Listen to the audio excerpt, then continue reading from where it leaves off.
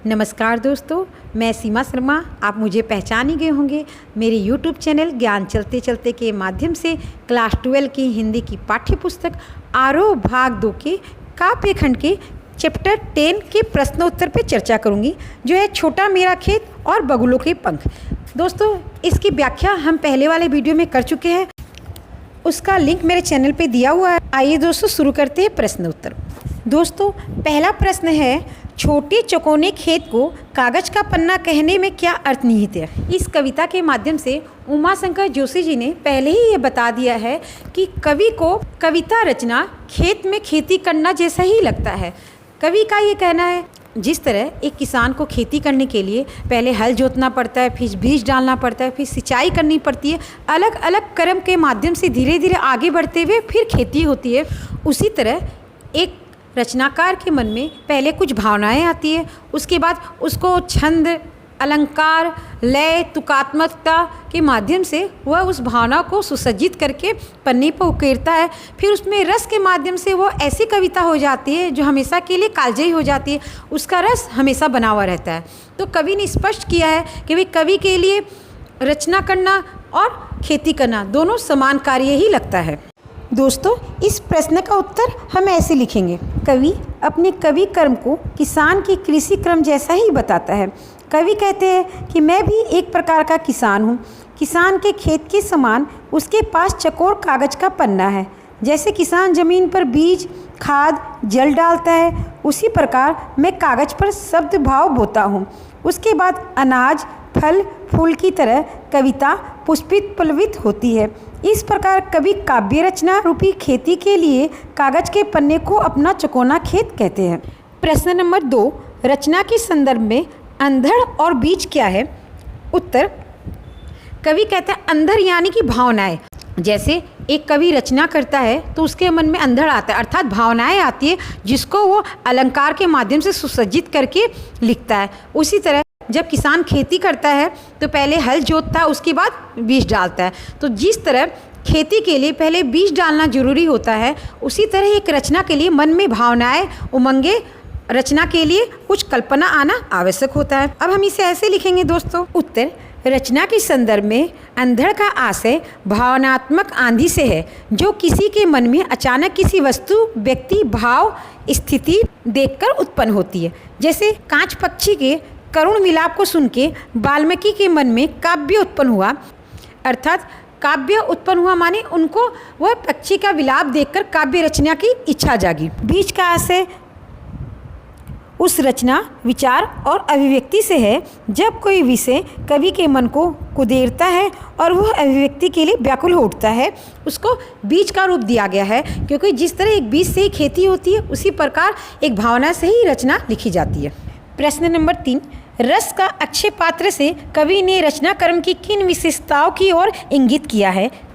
दोस्तों, कवि ने ये कहा है कि कविता ऐसी कालजयी होती है जिसको कोई सीमा बांध नहीं सकती है, वह किसी काल के अधीन नहीं होती है। अर्थात कविता में ऐसा रस होता है, रचना में ऐसा रस होता है कि कभी भी उसको पढ़ा जाए उतना ही आनंद आता है और उसका रस कभी भी समाप्त नहीं होता है। इसको हम ऐसे लिखेंगे, कवि ने रचना कर्म अर्थात कविता को रस का अक्षय पात्र कहा है। काव्य का आनंद दिव्य व कालजयी होता है, इसलिए कविता में निहित सौंदर्य, रस और भाव न तो कम होता है न नष्ट होता है। ये हमेशा मीठे सोते की तरह तृप्ति, सुख एवं आनंद प्रदान करता है। प्रश्न, व्याख्या करें। शब्द के अंकुर फूटे, पल्लव पुष्पों से निर्मित हुआ विशेष। दोस्तों, कवि ने हमें व्याख्या के माध्यम से इसका भाव पहले बता चुके हैं। कवि कहते हैं कि जिस तरह खेती करने के लिए तरह तरह के रसायनों की आवश्यकता पड़ती, बीज, पानी, हवा, जल, उसी तरह एक कविता की रचना करने के लिए सबसे पहले भावनाओं की आवश्यकता पड़ती है। भावनाओं के बाद उसको रस, छंद, अलंकार, तुकात्मकता, लयबद्ध करके एक पूर्ण रूप से तैयार किया जाता है उसको। उसके बाद वो इतनी सुसज्जित हो जाती है, फलती फूलती, अर्थात उसको पढ़ने में आनंद आने लग जाता है। इसका उत्तर हम ऐसे लिखेंगे, छोटा मेरा खेत में खेती के रूपक द्वारा काव्य रचना प्रक्रिया को स्पष्ट किया गया है। जिस प्रकार धरती में बीज बोया जाता है और वह बीज विभिन्न रसायनों, हवा, पानी आदि को पीकर तथा विभिन्न चरणों से गुजरकर बड़ा होता है, उसी प्रकार जब कवि को किसी भाव का बीज मिलता है तब कवि उसे आत्मसात करता है। बीज में से शब्द रूपी अंकुर फूटते हैं, उसमें विशेष भाव के पत्ते और फूल पनपते हैं, तत्पश्चात कविता का जन्म होता है। व्याख्या नंबर 2, रुपाई क्षण की कटाई अनंता की लूटते रहने से जरा भी कम नहीं होती। दोस्तों, इस प्रश्न के माध्यम से कवि ने कविता की विशेषता बताई है। कवि ने ये कहा है कि यह किसी भी रचना की विशेषता होती है कि एक बार उसकी रचना के लिए समय लगता है, एक बार भावनाएं, शब्द, अलंकार, रस, ये सब मिलके जब एक रचना हो जाती है तो वो ऐसा रस का सागर बन जाती है वह कि उसका रस कभी भी ख़त्म नहीं होता। जब जैसे जिस तरह भी उसको पढ़ा जाए व्यक्ति उतना ही आनंदित होता है और वह एक कविता, एक रचना कालजयी हो जाती है। इसकी व्याख्या हम ऐसे लिखेंगे। साहित्यिक कीर्ति से जो अलौकिक रस धारा फूटती है उसमें निहित सौंदर्य रस और भाव न तो कम होता है न नष्ट होता है। उसका बीज तो क्षणभर में बोया जाता है, किंतु उस रूपाई परिणाम यह होता है, ये रस धारा अनंत काल तक चलने वाली कटाई के रूप में आनंद देता रहता है। जितना लोग उसका सुख उठाते हैं उतना ही यह बढ़ता जाता है। प्रश्न नंबर 5, शब्दों के माध्यम से जब कवि दृश्यों, चित्रों, ध्वनि, योजना अथवा रूप, रस, गंध को हमारे ऐन्द्रिक अनुभव में साकार कर देता है तो बिंब का निर्माण होता है। इस आधार पे प्रस्तुत कविता से बिंब की खोज करें। उत्तर। दोस्तों, बिंब अलग अलग तरह के होते हैं जो हम लोग इंद्रियों से पहचानते हैं। अर्थात कुछ बिंब ऐसा होता है जिसको हम लोग कान से सुन के उसकी कल्पना करते हैं तो वो श्रवण बिंब हो गया। जिसको हम आँख से देखकर उसकी कल्पना किए वो चक्षु बिंब हो गया। जिसको हम लोग नाक से सुन के कल्पना किए वो सुगंध के माध्यम से। दोस्तों, हम इसे ऐसे लिखेंगे, इन कविताओं में दृश्य अर्थात चक्षु बिंब उकरे गए हैं। जैसे छोटा मेरा खेत चकोना में भी चक्षु बिंब है, दृश्य बिंब है। कागज का एक पन्ना, इसमें भी दृश्य बिंब है। शब्द के अंकुर फूटे अर्थात इसमें भी दृश्य बिंब है।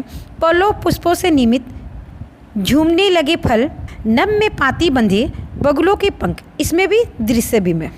प्रश्न नंबर 6, जहाँ उपमेय में उपमान का आरोप हो रूपक कहलाता है। इस कविता से रूपक का चुनाव करें। उत्तर। दोस्तों, उपमेय में उपमान अर्थात यहाँ विशेषण और विशेष्य की बात की गई है। विशेषण वो शब्द जो विशेषता बताते हैं और विशेष्य वो जिनकी विशेषता बताई जा रही है। दोनों एक दूसरे पर निर्भर होते हैं। जिस तरह मुख चांद की तरह है, भाव रूपी आंधी, भाव किसकी तरह है? आंधी के समान है। विचार रूपी बीज, विचार किसकी तरह है? एक बीज की तरह है। जिस तरह बीज फलता फूलता है उस तरह विचार है।